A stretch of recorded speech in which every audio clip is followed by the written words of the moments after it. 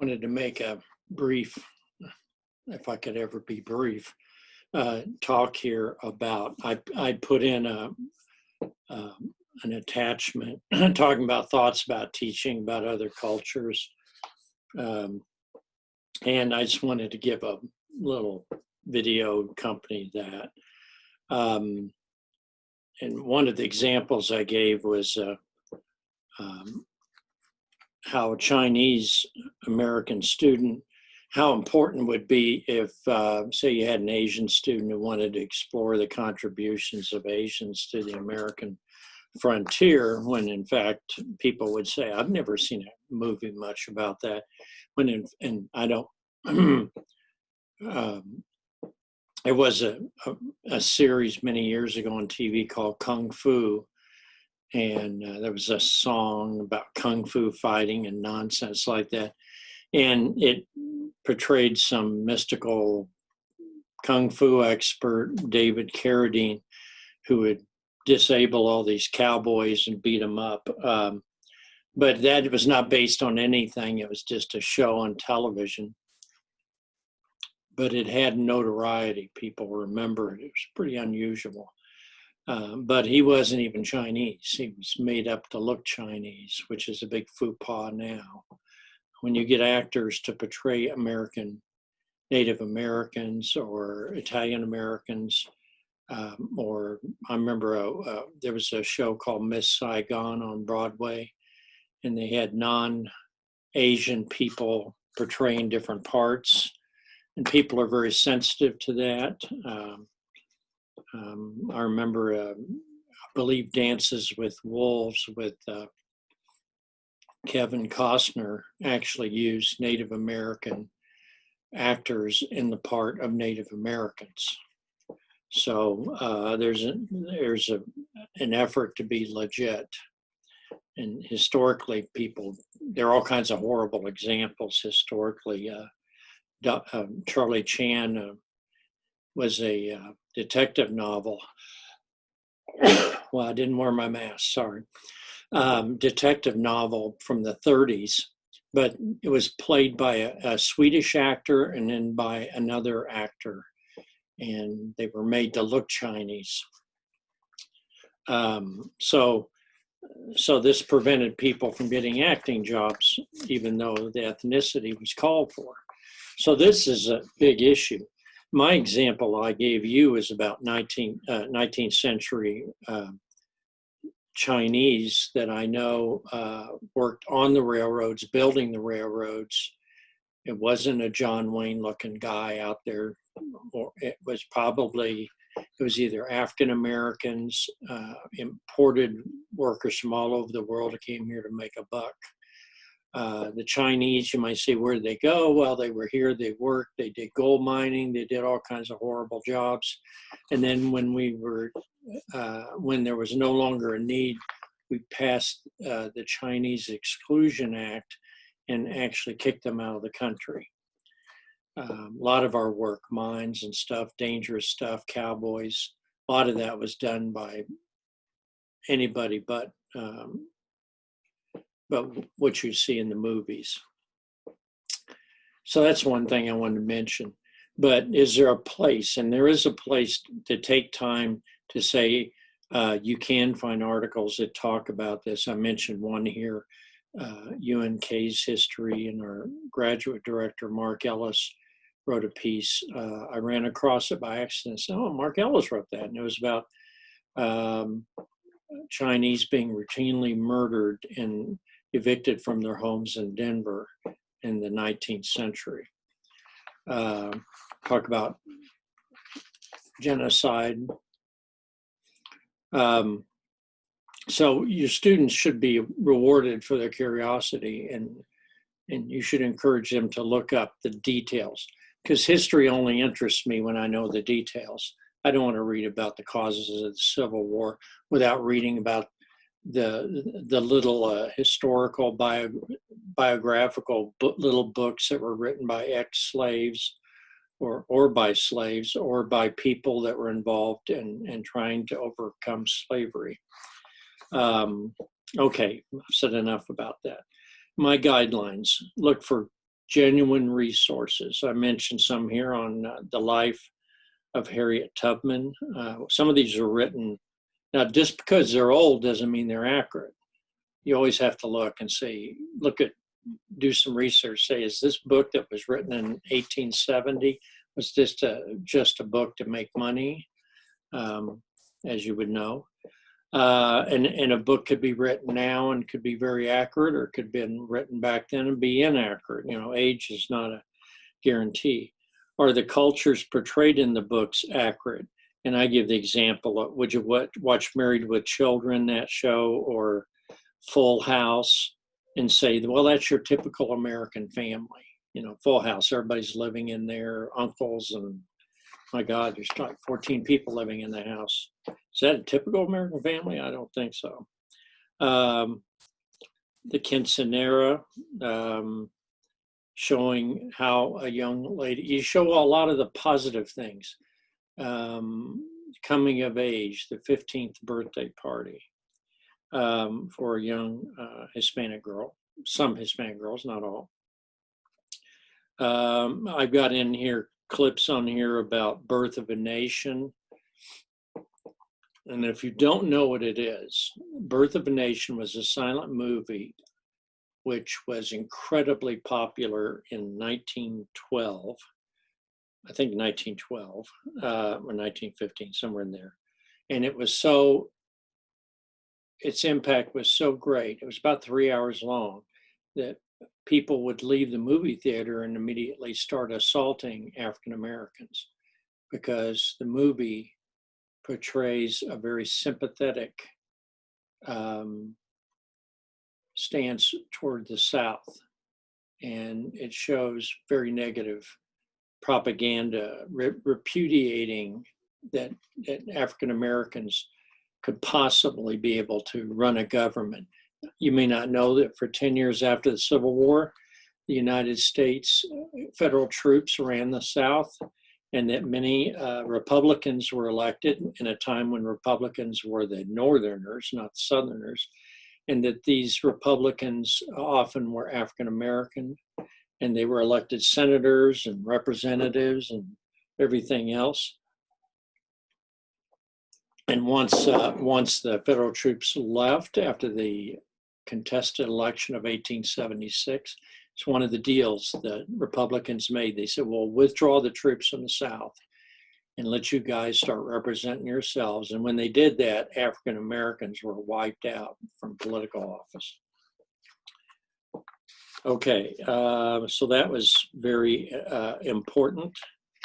So you need to know about that. So never show Birth of a Nation silent movie to your classes unless you have done intense research and you have the okay all the way from the superintendent on down, and you have the support of the group that's being portrayed in it. Generally speaking, I say don't show it. Students want to watch it on their own. They can certainly do that on the internet, but even parts of the movie clips are being pulled off right now. As you know, right now with the Black Lives Movement and other issues related to those very closely, Latinos, that even statues of Francis Scott Key, who wrote the Star Spangled Banner, his statue was pulled down. Many leaders of the South, even presidents who had slaves, or including George Washington, I believe they tried to pull his statue down. So things are raw now. If you think the Civil War was a long time ago, think again, because the issues are not gone. You wouldn't show, I think it's called Django Unchained, which is a bizarre movie by Quentin Tarantino. He did Pulp Fiction. But that's a strange movie. It's very entertaining, but it's not historically accurate at all. So don't be naive. If you ever have a question about something, ask me. I'll find out. I don't know everything. I don't know much of anything, but I always ask. I always think and I check with people. I know people. I have people here that are experts on Latin American Latinos, a term Latinx with an X on it. If you don't know what that is, look that one up. But that's people that are very active, and I'm talking active and about a lot of issues are, I have access to them. One of them is Chandra Diaz, who teaches here. You can email her directly or ask me and I'll get her number or whatever you want to do. But always ask, always make sure you have the people on board who are being portrayed in the video. Don't even show conservative people or people that you may not agree with and not give them some kind of voice. And I'm not talking about people that are, I'm talking about reasonable people. So I'm a great believer in that. I mentioned here about a teacher that had all the kids make a mask, and the anthropology guy was shocked. He said, "You can't make a mask." This, and I put in here an example. This would be like if I were teaching you about the communion in the Catholic Church, and then I was at some place somewhere else, and we didn't know what Catholicism is, and we were making our own type of the host, the communion bread. We were serving it or something like, oh, this is cool. They do this, The same thing with the Quran.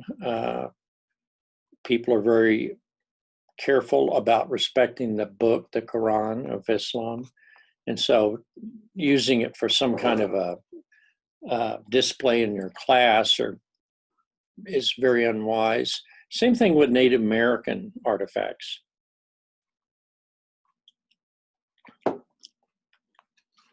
People can call it being politically correct. I call it being respectful. And we see a lot, unfortunately, at some of the highest places in this country where people are utterly disrespectful about other minority groups or religions. And I want to mention something here while I'm talking about my belief about people and their identity. As I read and learn and I watch, I really love the videos, by the way. There's something about them. It affects me to listen to the stories, much more than just reading them. It's just the tone of voice and stuff. I remember one I just watched this week about a family being stopped by the patrol and getting a $300 ticket. It really disturbs me. It just, people's papers and documents, I don't like it. I really don't like it. It stuck with me all night. Anyhow. But whoever you are, whatever you've settled into, your belief system, how you see the world, I hope you're a fair-minded person. I certainly believe that of this class. But you don't apologize for your beliefs, religious or ethnic or cultural beliefs. Try to be understanding of other people's curiosity. And one thing that really got me is, several of you brought this up, they'll get these little remarks from other teachers or administrators or maybe parents in the community, and they'll say, well, I just want those people not, they shouldn't be here unless they're legal or something. I mean, they make some remark against students or their family or somebody, maybe in the food market, somebody says something. And I want you to think about what is it you're going to say to them when they make those remarks. Now, I don't think it's useful to come back and smack them with a cutting remark, because most people just get upset and that's the end of your chat. But that's important to rehearse those ahead of time. I think about doing a video on that, but I think I'll have to do a scenario. Maybe we'll do that on the video. Oh, next week I want to do a Zoom video with small groups of you. And I'm going to set aside time all week long so I can talk to you on Zoom. So I'll put out a thing tomorrow probably, and I'll leave a lot of slots. You can come in whatever that slot's available. I don't mean just you by yourself with me, but maybe 4 or 5 people. You know, we can do it in about 6 episodes. These are really fun too. I like them. Oh, I also mentioned cultural informants. I think it's important that you have people in the community from the group, whatever, especially if it's a group you don't know much about and other people don't know much about. Don't just depend on what you saw on a Facebook or on Wikipedia, or more genuinely something about the culture. So the Karen people, or Karen, who are a tribal people from Myanmar and the old French Indochina area down there between Thailand and Myanmar, or what's the place? Oh, well, that is the place. Kampuchea is Cambodia. And so, yeah, getting the names of the countries also, not the ones we remember, but getting that information and having somebody explain their culture is a really cool thing. I've read about you sharing food from, was it the Arabic food that was sweet that you like to have brought, family makes for you and brings. That's wonderful. Things like that. It's the little things that add up. It's not big speeches. I got some examples of bad curriculum. You know, some people politicize the curriculum, and somebody said Moses is a founding father of the United States. Well, I didn't see him in that painting. He's not on any of the $2 bills. If you know, the $2 bill has I think the writing in the Constitution. No, maybe it's Declaration of Independence has the so-called founding fathers. Not a lot of diversity there, but I guess they're from different states, so that's diversity. But you got to look at sometimes certain states or people have books that try to cover up stuff. I mean, calling slaves workers. You may be shocked to know that arresting African Americans and basically keeping them in worker groups and forcing them to work was a common practice in Houston. And so when slavery ended, people figured out a way to, they committed a crime, you're in jail, and you're in jail like for months. And then they use you to do labor, to do projects. So basically it continues slavery by another means. That's why the issue of the arresting so many minorities, particularly African Americans, but other groups, that this was seen as a continuation of slavery. People would get upset saying, oh, that couldn't be, but history, my friend, research. And then you see things, there's one in here that had negative comments about Hispanic. I said, how could have all the Mexican laborers, if they say these derogatory things like they don't work very much, well, then how did they get all these projects done? Who did the labor? Who roofs the houses often in our country? Who does this work? Who's meat packing? And it's not, of course, not just one group, but it's a lot of people on the edge are marginalized, from even poor whites, poor groups from all over the country. A lot of them obviously minorities, and some of them don't speak much English, but they can sure work at a hard job cutting, and they call it boning the carcass. I've read stories of people being terribly injured. You often see, I was driving by the park the other day and I saw a person who was probably Hispanic, a young man, and his hand was in a brace. And he might have just fallen down, but he also might be a meatpacking worker that has injured his wrist. You can't use your hand like this for years at a time. It just breaks down. It's not built for that. Okay. And then I ask you to think about attitudes in the community about groups. So, okay, that's all I want to say right now. I don't want to dribble on, but I just want you to be aware of that. So, thank you very much. I do have an annotated bib there. I'm trying to get these things organized to a compendium, a big list of good resources. Maybe I'm a graduate student and assistant could do that. That'd be useful.